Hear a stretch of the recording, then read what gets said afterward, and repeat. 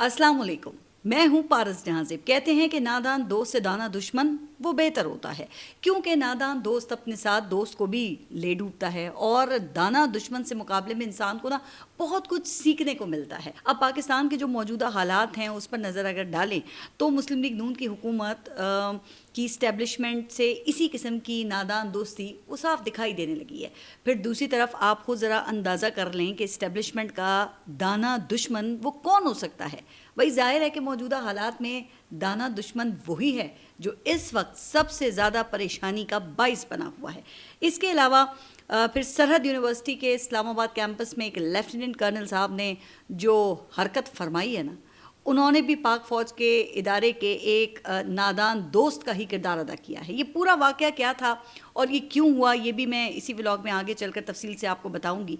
अच्छा, अब वैसे तो हमने पाकिस्तान में हर तरफ ही महाज खोल रखे हैं। देखें ना, बलूचिस्तान जल रहा है, खैबर पख्तूनख्वा में अलग दहशतगर्दी की आग लगी हुई है, नए सूबों की बहस के बाद सिंध में कौम परस्त जज्बात भड़क रहे हैं और सितम ज़रीफ़ी ये कि पाकिस्तान का खूबसूरत और पुरअमन तरीन ख़ित्ता आज़ाद कश्मीर, वहाँ भी एक ऐसा आतिश फ़िशां वो बन चुका है जिसका लावा किसी भी वक्त फट सकता है। लेकिन इस्टेब्लिशमेंट के लिए ना सबसे बड़ा सियासी चैलेंज वो तो आपको मालूम ही है कि वो सिर्फ़ एक है और वो इमरान खान है, जिन्होंने सिर्फ़ एक हफ़्ते में इस हुकूमत की बुनियादें तक हिला कर रख दी हैं। अब हुकूमत ने जिस तरीके से सुप्रीम कोर्ट के अहकामात के बाद इमरान खान का मामला वो डील किया है, इस पर मुझे ना एक बादशाह और एक बंदर की कहानी याद आई। अच्छा, पुराने ज़माने की कहावत है कि एक बादशाह ने बंदर पाल रखा था। उसे उस बंदर से ना बेतहाशा मोहब्बत थी कि इसीलिए वो उसको हमेशा अपने साथ रखा करता था। यहाँ तक कि उसकी आओ भगत में वो कई खिदमत गुजार भी मुतय्यन बादशाह ने किए हुए थे उस बंदर की।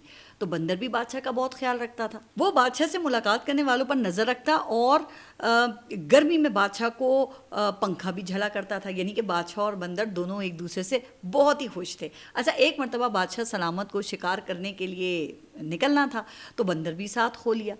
जंगल में पहुंचते ही सारे दिन की थकन के बाद बादशाह को नींद आ गई और उसने अपनी तलवार अपने वफादार दोस्त बंदर के हवाले कर दी और खेमे में जाकर ख्वाब खरगोश के मज़े लेने लगा और बंदर बादशाह के नज़दीक बैठकर उसे पंखा झलने लगा। भाई इतने में एक शहद की मक्खी बादशाह सलामत के चेहरे के इर्द गिर्द मंडलाने लगी।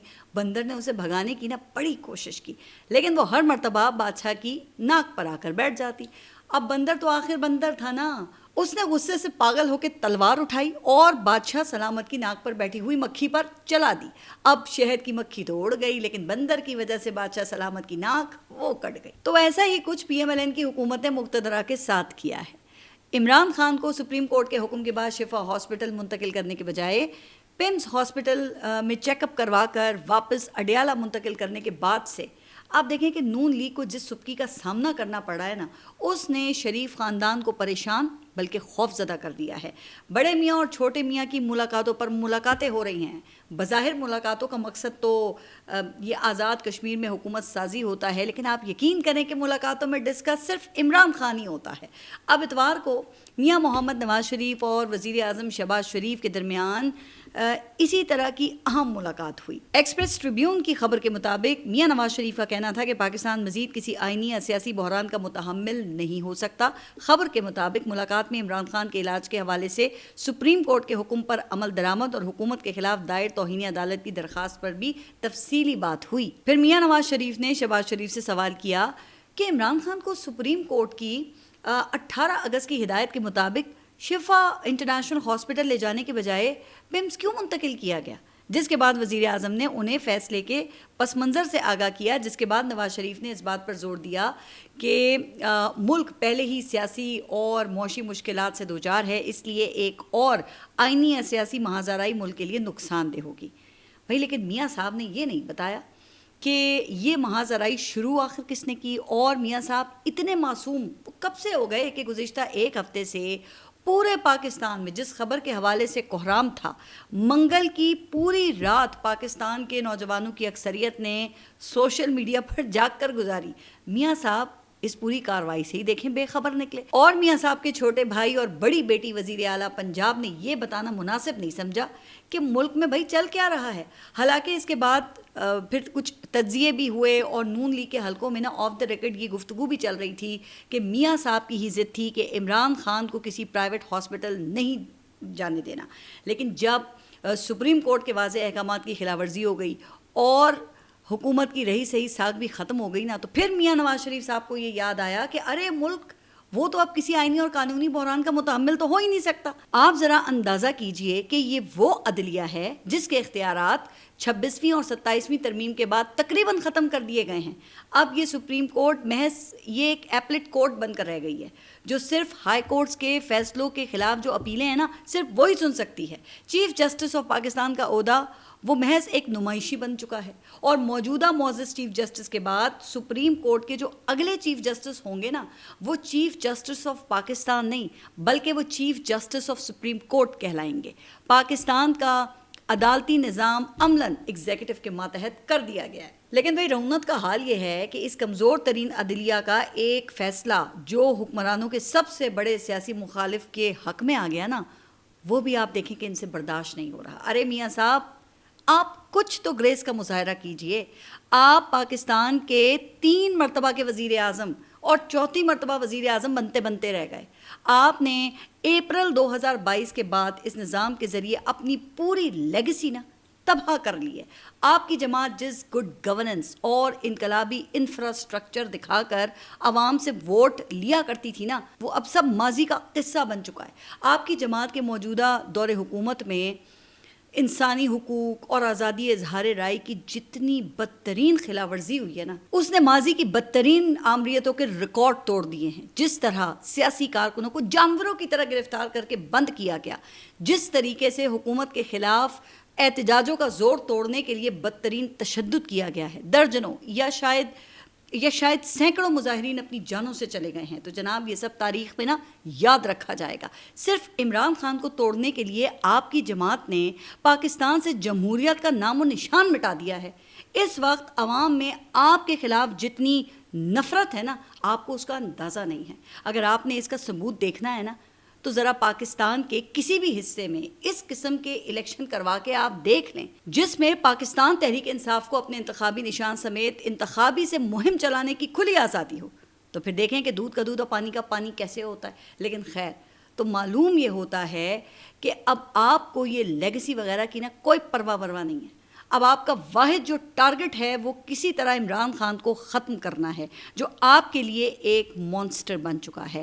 اور اس کے لیے ظاہر ہے کہ مسلم لیگ نون کسی بھی حد تک جانے کے لیے بالکل تیار ہے.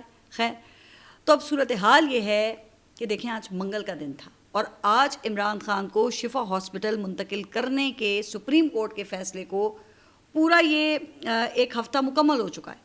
اب آج عمران خان سے ملاقاتوں کا دن تھا اور اس وقت تک جب میں اپنا یہ ولاگ ریکارڈ کر رہی ہوں تو عمران خان کو اپنی بہن نورین نیازی سے تو ملاقات کی اجازت مل گئی ہے, لیکن اس کے علاوہ ان کی کسی سے ملاقات نہیں کروائی گئی اور نہ ہی عمران خان کے بیٹوں سے فون پر بات کروائی گئی ہے.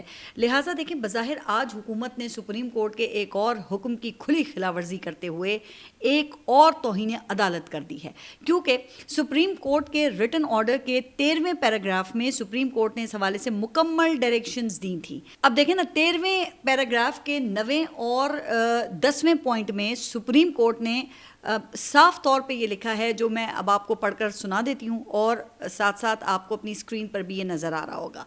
The concerned government and its relevant officers shall facilitate meetings between the prisoner and his family members once in a week. اور پھر 10واں پوائنٹ یہ ہے کہ the concerned government and its relevant officials shall also facilitate the prisoner in speaking telephonically with his sons twice a week. یعنی اس کا صاف مطلب یہ ہے کہ حکومت اور اس کے متعلقہ افسران قیدی یعنی کہ عمران خان اور ان کے اہل خانہ کے درمیان ہفتے میں ایک مرتبہ ملاقات کو یقینی بنانے کے لیے سہولت فراہم کریں گے.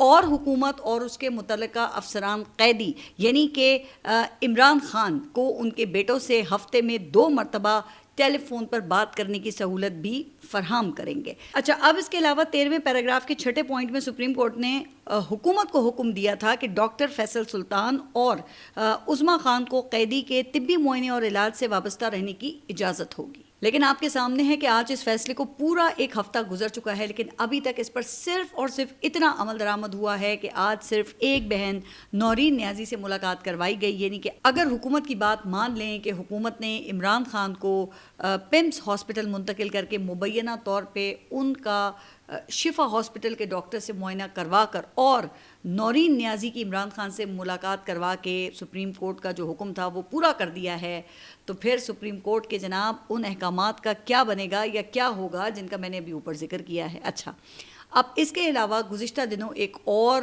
بہت بڑا لطیفہ ہوا جو کہ ایک طرح سے اس پورے نظام کے منہ پہ تماچا ہے اور سپریم کورٹ کے لیے بھی ایک بہت بڑا امتحان ہے، اور وہ یہ ہے کہ وزیر اعظم شہباز شریف نے پمز میں سی ٹی اینجیوگرافی ٹیسٹ نہ ہونے کے معاملے کا نوٹس لے لیا تھا اور تحقیقات کے لیے ایک کمیٹی قائم کر دی تھی، کیونکہ یہ معاملہ اس وقت سامنے آیا جب عمران خان کو طبی معائنے کے لیے پمز ہاسپٹل لایا گیا، لیکن ان کا تجویز کردہ سی ٹی اے ٹیسٹ وہ نہیں ہو سکا، کیونکہ جناب پمز کے کارڈیولوجی ڈپارٹمنٹ میں سی ٹی اے مشین وہی غیر فعال تھی، لیکن ہاسپٹل کے ریکارڈ کے مطابق کارڈیولوجی ڈپارٹمنٹ میں موجود مشین مارچ 2022 سے فعال بتائی گئی ہے.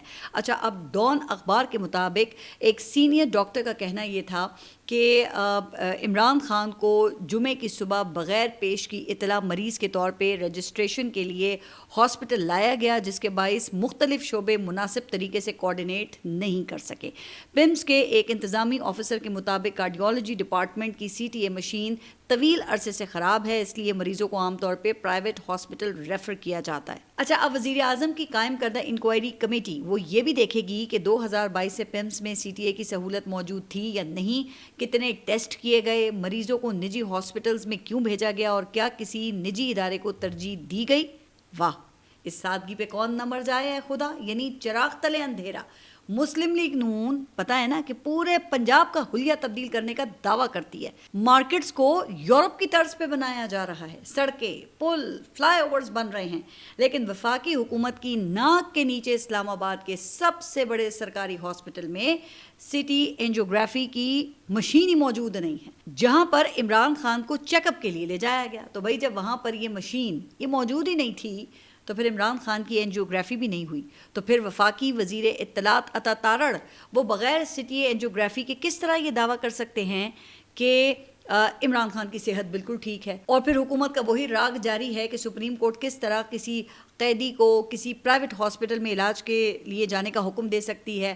اچھا، اس پر کئی دفعہ میں اپنے ولاگس میں بات کر چکی ہوں کہ میاں صاحب کو 8 ہفتوں کی ضمانت دے کر بھی تو بھئی یہی خصوصی سلوک ہوا تھا نا جو عام قیدیوں کے ساتھ نہیں ہوتا. اور اب اڈیالہ جیل کے مختلف قیدیوں کی درخواستیں وہ بھی سامنے آ رہی ہیں کہ بھئی انہیں بھی علاج کے لیے پرائیویٹ ہاسپٹل ریفر کیا جائے اور ان کی بھی ہفتے میں 2 مرتبہ ان کے اہل خانہ سے بات کروائی جائے، ملاقات کروائی جائے. لیکن حیرت کی بات یہ ہے کہ ماضی میں کسی قیدی نے یہ درخواست نہیں دی تھی کہ انہیں بھی 8 ہفتوں کی ضمانت پر جیل سے بیرون ملک بھجوایا جائے اور واپسی پر نادرہ کا عملہ ان کے بائیو میٹرک کے لیے ایئرپورٹ پر حاضر ہو جائے. ویسے کمال ہے بھائی، اس حکومت نے عوام اور میڈیا کو تو بالکل ہی بے وقوف سمجھ رکھا ہے. بہرحال دیکھیں، اس وقت لگتا یہ ہے کہ حکومت اور پاکستان تحریک انصاف کے درمیان نا ایک ریس لگی ہوئی ہے کہ کس کی درخواست وہ سپریم کورٹ میں سماعت کے لیے پہلے مختص ہوتی ہے. اب سپریم کورٹ نے حکومت کی نظر ثانی درخواست تو جلد وہ سماعت کے لیے لگانے سے منع کر دیا ہے، اور کل بیرسٹر گوہر وغیرہ نے یہ رجسٹرار سپریم کورٹ سے حکومت کے خلاف توہین عدالت کی جو درخواست ہے وہ جلد سماعت کے لیے لگانے کی درخواست کی تھی. لیکن سپریم کورٹ نے پاکستان تحریک انصاف کی درخواست پر بھی اعتراض لگا کر واپس کر دیا، جس کے بعد پھر پاکستان تحریک انصاف نے اعتراض دور کر کے درخواست وہ دوبارہ فائل کر دی ہے، جسے آج نمبر الاٹ ہو گیا ہے. تو پھر اب دیکھتے ہیں کہ پرسوں اس معاملے پر کیا ہوتا ہے یا کیا پیش رفت ہوتی ہے، کیونکہ سپریم کورٹ کا وہ 3 رکنی بینچ وہ تو اس ہفتے سماعت کے لیے دستیاب نہیں ہے. اور پھر عمران خان کے لیے انٹرنیشنل پریشر بننا بھی آپ دیکھ رہے ہیں کہ شروع ہو گیا ہے. اب عمران خان کی جو سابقہ اہلیہ ہیں جمائمہ خان، انہوں نے ایک لمبے چوڑے ٹویٹ میں تمام جو ڈیٹیلز ہیں وہ لکھی ہیں اور برطانوی حکومت سے عمران خان کے حوالے سے آواز اٹھانے کا انہوں نے مطالبہ بھی کیا ہے. انہوں نے برطانوی وزیر اعظم اور وزیر خارجہ کو ٹیگ کر کے پوچھا ہے کہ ان کے بچوں کے والد عمران خان کے ساتھ جیل میں 3 سال سے جو سلوک ہو رہا ہے اس پر برطانیہ کب تک خاموش رہے گا. اچھا، میں آخر میں عمران خان کے حوالے سے ایک اور بڑی خبر بھی آپ کے ساتھ شیئر کروں گی، لیکن چونکہ میں نے ولاگ کا آغاز نادان دوستوں کے ذکر سے کیا تھا نا، تو ذرا ایک اور نادان دوست کا بھی ذکر کر لیتے ہیں. کل روات کے پاس خیبر پختونخوا کی ایک پرائیویٹ یونیورسٹی جس کا نام سرحد یونیورسٹی ہے، اس کے ایک کیمپس میں ایک بہت افسوسناک واقعہ پیش آیا جسے آپ سب نے کل سوشل میڈیا پر بھی دیکھ لیا ہوگا. اب دیکھیں، اس حوالے سے ہر کسی کا موقف وہ مختلف ہے، لیکن جو واقعہ طلبہ اور یونیورسٹی انتظامیہ کی جانب سے آف دا ریکارڈ لوگوں کو بتایا جا رہا ہے نا، وہ یہ ہے کہ یونیورسٹی انتظامیہ کی جانب سے ہیلتھ سائنسز کے H O D doctor Jadoon کو برطرف کیا گیا تھا، جو کہ اسٹوڈنٹ افیئرس کو بھی دیکھ رہے تھے، اور ان کی برطرفی کی وجوہات واضح نہیں ہیں. لیکن یونیورسٹی انتظامیہ کا موقف دینے والے بعض صحافیوں کی طرف سے سوشل میڈیا کے پر یہ کہا جا رہا ہے کہ ان پر ایچ آر کی انچارج ڈاکٹر آئینہ کو مبینہ طور پہ ہراساں کرنے کا الزام تھا. یونیورسٹی کے طلبہ ان کی برطرفی کے خلاف پرامن احتجاج کر رہے تھے کیونکہ وہ طلبہ کو فیس اور دیگر جو معاملات ہیں ان میں رعایت دیا کرتے تھے. اچھا، اب شاید یونیورسٹی انتظامیہ اس بات سے مطمئن نہیں تھی، اس لیے ان کو ہٹا کر پھر ڈاکٹر آئینہ کو ہی اسٹوڈنٹ افیئرس کا انچارج لگا دیا گیا تھا. اب جمعے کے روز انہی معاملات پر ڈاکٹر جدون اور ڈاکٹر آئینہ کے درمیان شدید تلخ کلامی ہوئی. خاتون نے پولیس کو 15 پر کال کی کہ انہیں ڈاکٹر جدون سے خطرہ ہے، اور پولیس نے دونوں کو پھر پولیس اسٹیشن میں طلب کر لیا، لیکن معاملہ وہ ایف آئی آر تک نہیں گیا اور معاملہ ختم ہو گیا. پھر کل طلبہ نے ڈاکٹر جدون کے حق میں احتجاج کرنا شروع کر دیا.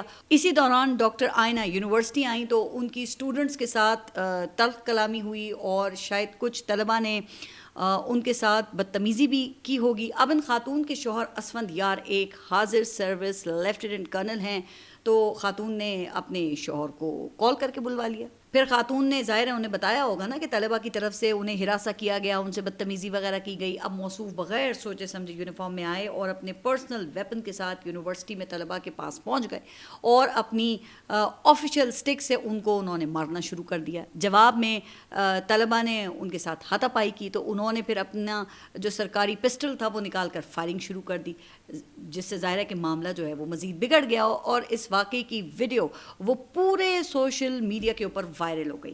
اچھا، تو اب یہ کہا جا رہا ہے کہ ان کرنل صاحب کو فوج نے اب حراست میں لے لیا ہے اور ان کے خلاف ڈسپلنری ایکشن لیا جائے گا، جس میں کورٹ مارشل اور ملازمت سے برطرفی بھی شامل ہے.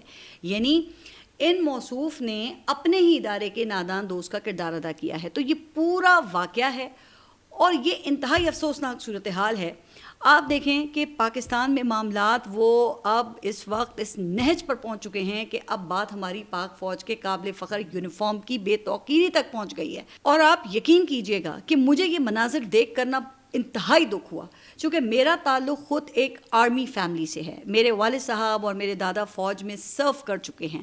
مجھے معلوم ہے کہ پاک فوج کا ادارہ ان معاملات پر سخت کارروائی کرتا ہے، لیکن ہمارے افسران کو نا یہ بات بڑی اچھی طریقے سے سمجھنی ہوگی کہ یہ یونیفارم یہ آپ کی ذاتی ملکیت نہیں ہے جناب، یہ پاک فوج کی ملکیت ہے. اور جب آپ اس یونیفارم میں اپنے ذاتی ہتھیار کے ساتھ اپنے کسی ذاتی مسئلے پر لڑنے کے لیے پہنچ جائیں گے نا، تو آپ ایک طرح سے اس یونیفارم کا روپ ڈال کر اس کا غلط استعمال کر رہے ہیں. اور آپ سمجھیں اس بات کو کہ اس دوران اس یونیفارم کی بے توقیری ہوتی ہے نا اگر، تو اس میں کسی اور کا نہیں، اس میں صرف آپ کا قصور ہے. اور اس حوالے سے پاک فوج کے جوانوں اور اہلکاروں کو خصوصی ٹریننگ دینے کی بھی ضرورت ہے کہ بھئی آپ نے عوامی مقامات پر کس طرح سے ڈیل کرنا ہے، تاکہ کم از کم معاملات ہماری فوج کے وقار تک تو نہ پہنچے نا. ابھی یہ زیادہ عرصہ نہیں گزرا کہ آپ نے دیکھا تھا نا کہ 1 سال پہلے ہماری قوم اور پاک فوج نے مل کے بھارت کو عبرتناک شکست سے دوچار کیا تھا، اور دشمن وہ ابھی تک اپنے زخم چاٹ رہا ہے. اور اب سامنے آنے کے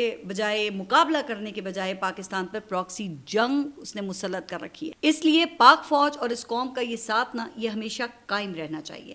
اب چونکہ اس حوالے سے ڈاکٹر آئینہ کا باضابطہ موقف دیکھیں موجود نہیں ہے، اس لیے بطور خاتون میں سمجھتی ہوں کہ اگر کسی نے ان کو ہراساں کیا ہے، ان کے ساتھ بدتمیزی کی ہے، یا کسی نے ان کو ٹچ کرنے کی جرت کی ہے، تو اس کی بھی تحقیقات ہونی چاہیے، اور ایسا کرنے والوں کو بھی عبرتناک سزا ملنی چاہیے. دیکھیں کہ بعض اوقات ہم کسی شخصیت کے حوالے سے ایک تصویر اپنے ذہن میں بنا لیتے ہیں اور تصویر کی جو دوسری سائڈ ہے وہ ہم دیکھتے ہی نہیں ہیں. تو عین ممکن ہے کہ ان کے ساتھ بھی کچھ زیادتی ہوئی ہو جس کی وجہ سے انہوں نے پھر اپنے شوہر کو کال کر کے بلایا. لیکن اگر اس پورے معاملے میں انہی کا قصور نکلتا ہے تو پھر تو بلا تفریق کارروائی ہونی چاہیے. اب میں نے آپ کو تصویر کی جو دونوں سائڈز ہیں نا وہ ڈیٹیل کے ساتھ بتا دی ہیں, دکھا دی ہیں. اور لیفٹیننٹ کرنل اسفندیار کے معاملے پر بھی میرا موقف یہی ہے کہ انہوں نے اپنے یونیفارم کا انتہائی غلط استعمال کیا ہے اور اس کے لیے ان کا کورٹ مارشل کر کے انہیں سخت سزا ملنی چاہیے. اس حوالے سے آپ سب کی کیا رائے ہے تو یہ آپ مجھے کامنٹس میں اپنے ضرور بتائیے گا. اچھا, اب جیسا کہ میں نے آپ سے یہ کہا تھا نا کہ عمران خان کے حوالے سے ایک بڑی خبر میں آپ کے ساتھ شیئر کروں گی, تو وہ خبر یہ ہے کہ دنیا بھر کے 21 سابق لیجنڈز کرکٹ کیپٹنز کا ایک اور خط وہ سامنے آ گیا ہے جس میں انہوں نے وزیر اعظم شہباز شریف سے عمران خان کے علاج کا مطالبہ کیا ہے. اور آپ کے علم میں ہوگا کہ ابھی چند ماہ پہلے بھی 14 فارمر کرکٹ کیپٹنز جو تھے ان کا خط ایک سامنے آیا تھا. اور جناب اب یہ تازہ ترین خط لکھنے والوں میں سابق English captains Nasser Hussain, Michael Atherton, Greg Chappell, Alastair Cook, Andrew Strauss, Australia کے Ian Chappell, Adam Gilchrist, Steve Waugh, Sri Lanka کے ارجنا راناٹنگا, انڈیا کے سنیل گواسکر اور کپل دیو, نیوزی لینڈ کے جان رائٹ اور ویسٹ انڈیز کے سر کلائف فلوئڈ شامل ہیں. اب جو لوگ کرکٹ کے شیدائی ہیں نا انہیں معلوم ہے کہ یہ سب کرکٹرز یہ ماضی کے لیجنڈز ہیں جو کہ اپنے ممالک میں بھئی ہیرو کے طور پہ جانے جاتے ہیں. تو پھر اس سے ظاہر یہی ہوتا ہے کہ عمران خان کا انٹرنیشنل اسٹریچر کیا ہے اور ان کے ساتھ یہاں جس قسم کا سلوک کیا جا رہا ہے نا اس سے پوری دنیا میں پاکستان کی کس قدر بدنامی ہو رہی ہے. ایک تو دیکھیں ویسے ہی پاکستان کی کرکٹ وہ اس کا پوری دنیا میں جنازہ ہی نکل رہا ہے نا, اور رہی سے ہی کسر وہ اس طرح سے نکل رہی ہے کہ دنیا کے کرکٹنگ لیجنڈز ہماری حکومت سے یہ مطالبہ کر رہے ہیں کہ بھئی پاکستان کے ایک کرکٹ لیجنڈ کو مناسب علاج کی سہولیات دی جائیں. اب ظاہر ہے نا کہ نہ وہ عمران خان کی رہائی کا مطالبہ کر رہے ہیں اور نہ ہی پاکستان کے کسی قانون میں وہ دخل اندازی کر رہے ہیں. بھئی وہ تو صرف اور صرف عمران خان کے بنیادی حقوق کی بات کر رہے ہیں. تو دعا یہ ہے کہ اللہ تعالیٰ اس نظام کو چلانے والوں کو نا ہوش کے ناخن دے اور پاکستان کو ہر آفت اور بلا سے محفوظ رکھے. آپ سب اپنا خیال رکھیے اور اگلے ولاگ تک کے لیے اللہ حافظ.